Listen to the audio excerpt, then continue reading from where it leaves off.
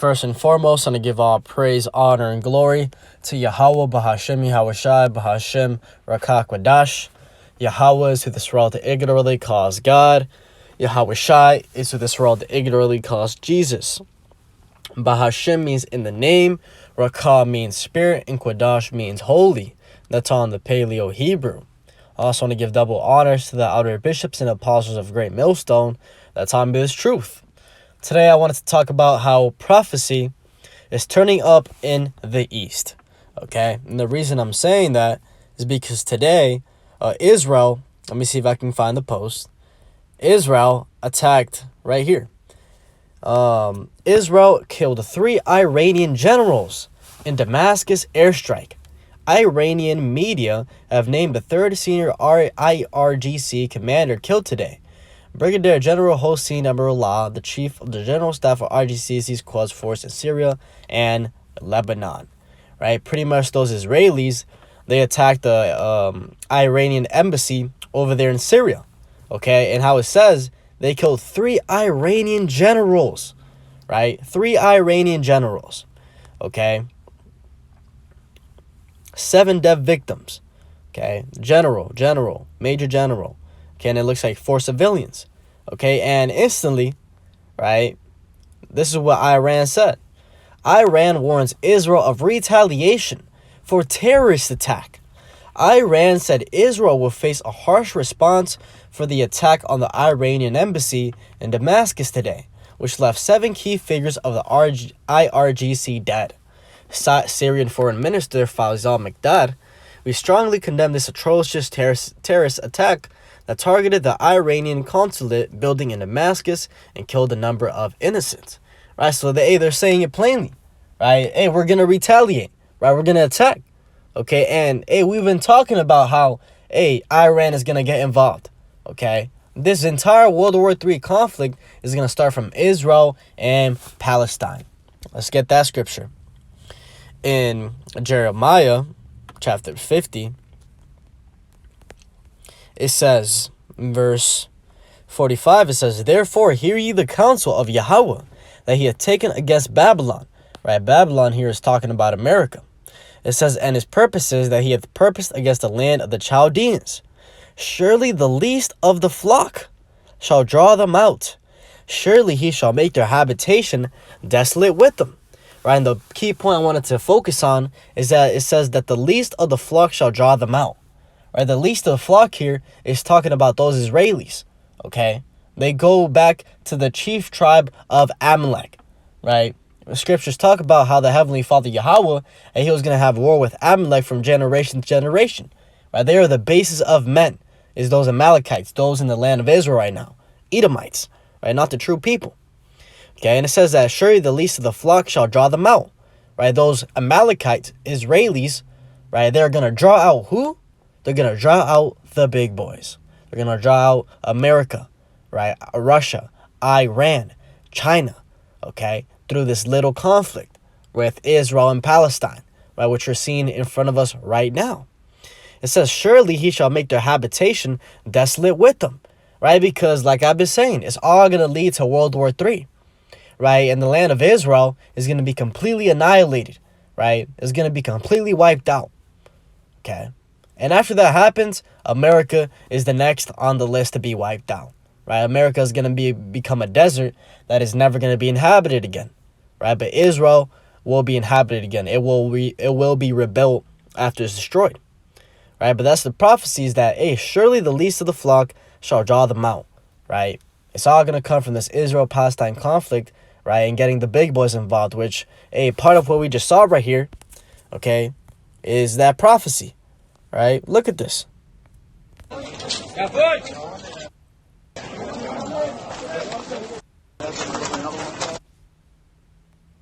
And that wasn't no mistake, man.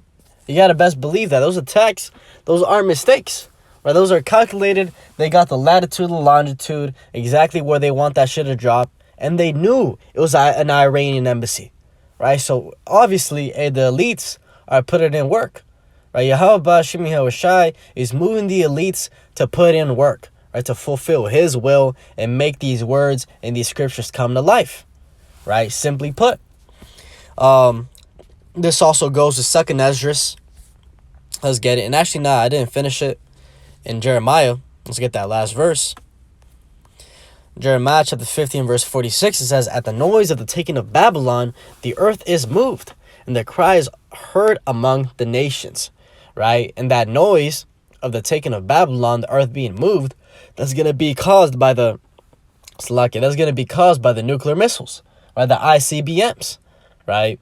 That's what's going to make the earth reel to and fro like a drunkard, okay? There's only one thing that's going to make the elements melt with fervent heat, okay, is those nuclear missiles. And it's all going to start from this little conflict, which we're seeing right now, right? And those Iranians getting pissed off goes with 2nd Esdras chapter 15, right? Let's read it. 2nd Esdras chapter 15,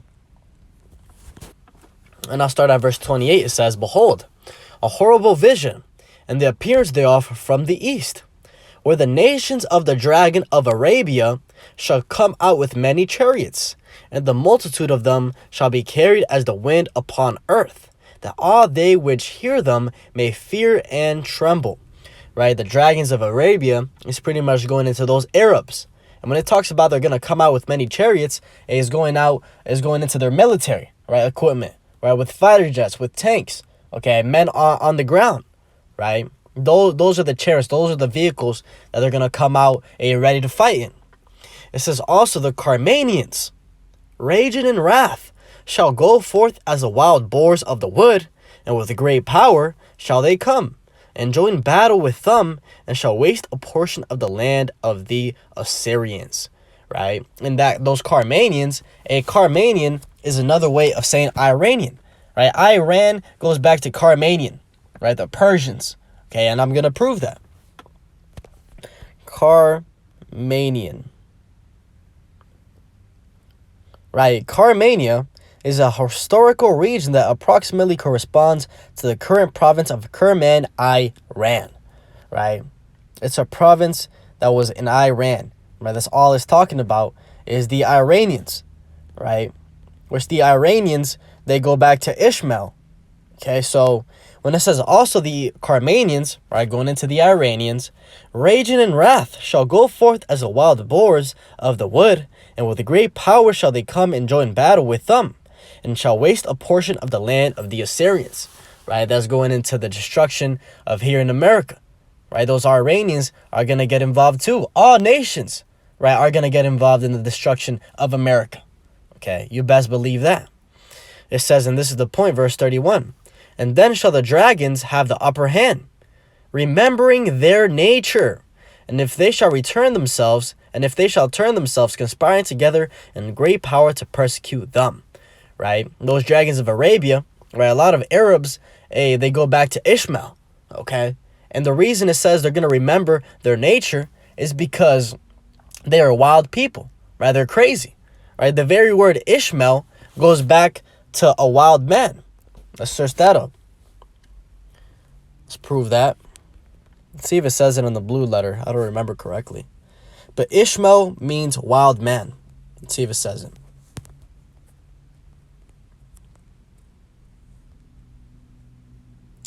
God will hear. Nope.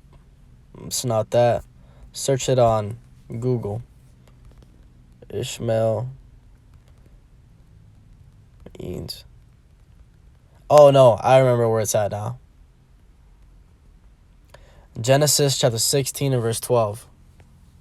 It says, right, verse 11 says, "And the angel of Yahweh said unto her, Behold, thou art with child, and shalt bear a son, and shall call his name Ishmael, because Yahweh hath heard thy affliction. And he will be a wild man," right? That's their nature that they're remembering, right? Throughout years and years and years, they've been pretty much simplified. They've been weak. They've been constrained by the powers of Esau, Edom, okay? But, hey, the tables are turning. Prophecies are unfolding, and they're remembering their true nature, right? It says, "He will be a wild man. His hand will be against every man, and every man's hand against him. And he shall dwell in the presence of all his brethren." Okay, so, hey, they're coming back to that true nature, right? Iran warns Israel of retaliation for a terrorist attack. Okay, and these things, they're not going to slow down, right? They're not going to just reach a stop, right? We've reached points where there's no returning back, right? The spirits of people are already riled up, right? Both sides, they want to just see it to the end, right? They want justice, okay? And you got to remember that in every single war, each side thinks that they are correct. So the only way this is going to end is with nuclear destruction, right? Nuclear destruction. But let's get Ezekiel. Got one more. Ezekiel chapter 38.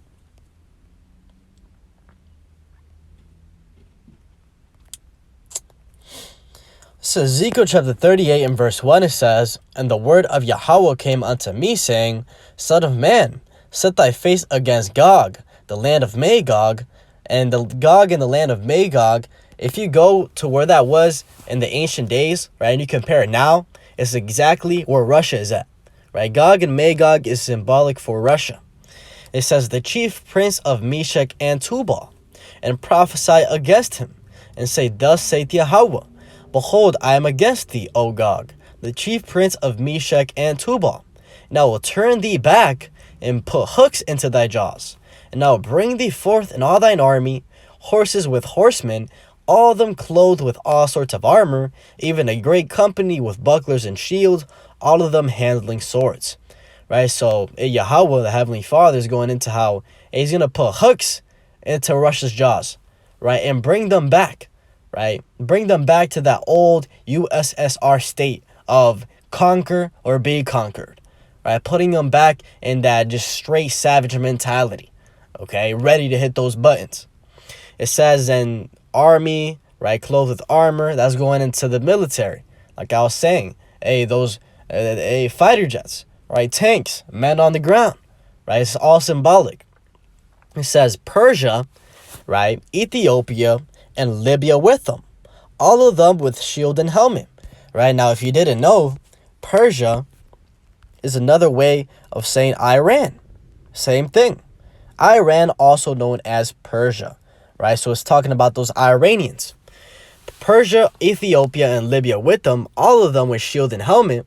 Gomer and all his bands, the house of Togomar of the north quarters, and all his bands, and many people with thee. It says, "Be thou prepared, and prepare for thyself, thou and all thy company that are assembled unto thee, and be thou a guard unto them."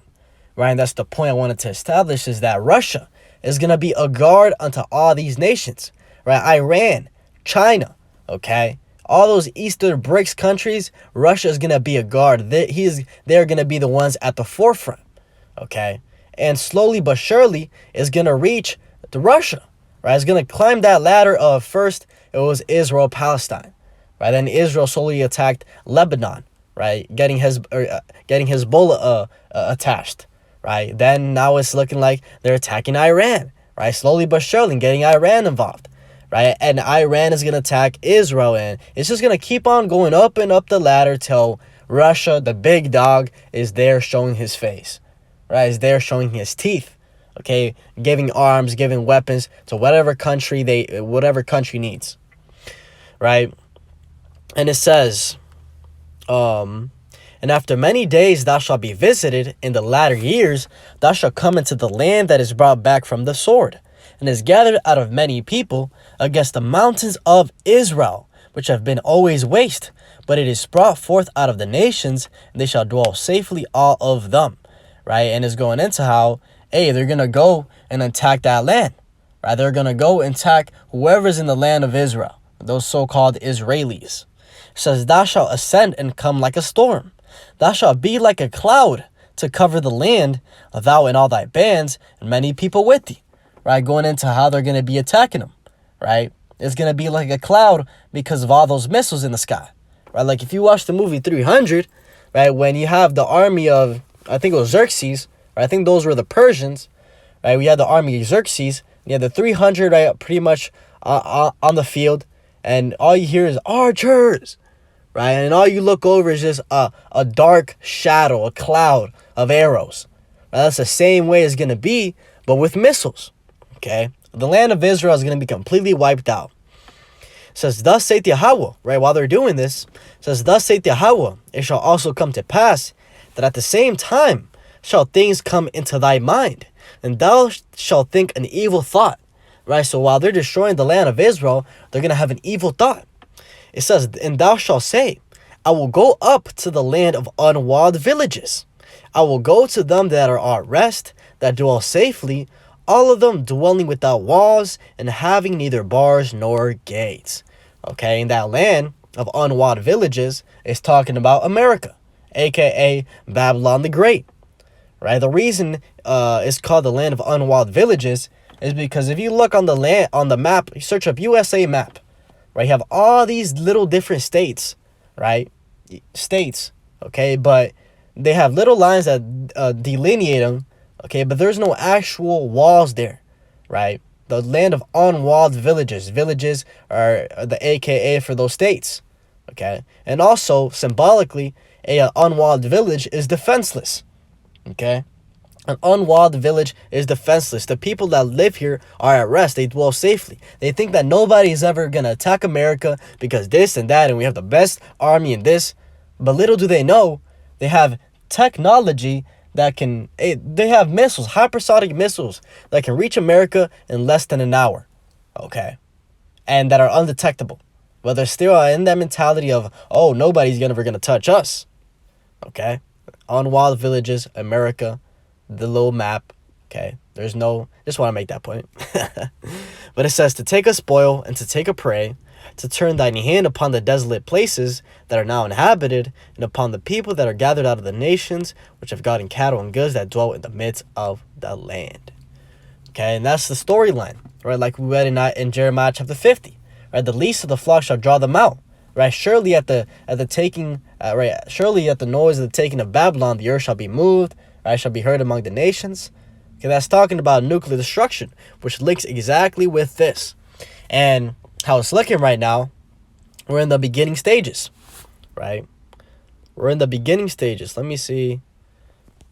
That's not what I wanted. It's okay. Pretty much, we're at the beginning stages. And one point I do want to say is that before those nukes start hitting, the mark of the beast has to be fully made mandatory in the entire earth, right? It has to be made mandatory before those nukes start flying.